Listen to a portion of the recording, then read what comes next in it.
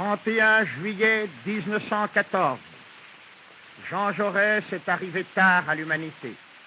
L'état de danger de guerre a été proclamé en Allemagne. Est-ce la mobilisation? Est-ce la guerre? Jaurès anxieux a conversé tous les jours avec les ministres. Trois pensées l'ont animé. À tout prix, retenir les initiatives imprudentes de la Russie tsariste. À tout prix, assurer la pleine entente avec l'Angleterre. Enfin, proposer un arbitrage, recours suprême de la paix. Les dépêches tardent, il est 20 heures. Allons dîner au plus près au croissant, dit-il, nous y serons davantage entre nous. Il y a là avec lui ses amis de parti, ses collaborateurs. Entre deux, Jean Jaurès est assis.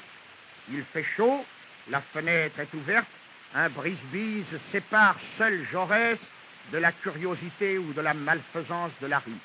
Il est déjà 21h40. Tout à coup, le brise-bise s'agite brutalement et se déplace. Une main s'avance vers la tête de Jaurès. Un scintillement de nickel, deux éclairs, deux claquements. Dès le premier, Jean Jaurès s'est incliné doucement sur le côté gauche. Une clameur déchirante et aiguë de Marguerite Poisson. Ils ont tué Jaurès. Dans la rue, Raoul Villain est presque aussitôt arrêté. Au milieu des sanglots, le docteur prononce « Messieurs, Monsieur Jaurès est mort ».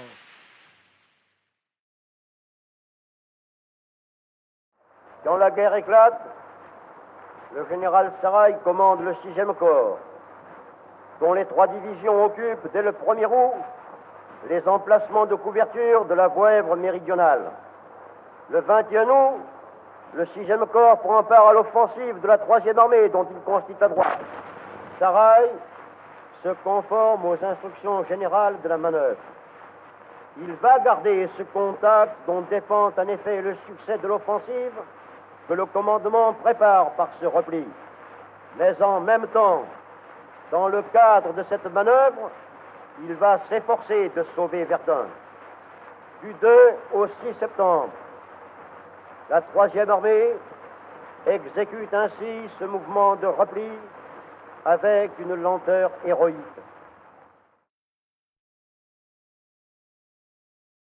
Programme de 1914, il couronne par une mesure capitale, celle qui complétait la loi du service de 3 ans, par l'abaissement de l'âge de l'incorporation à 20 ans.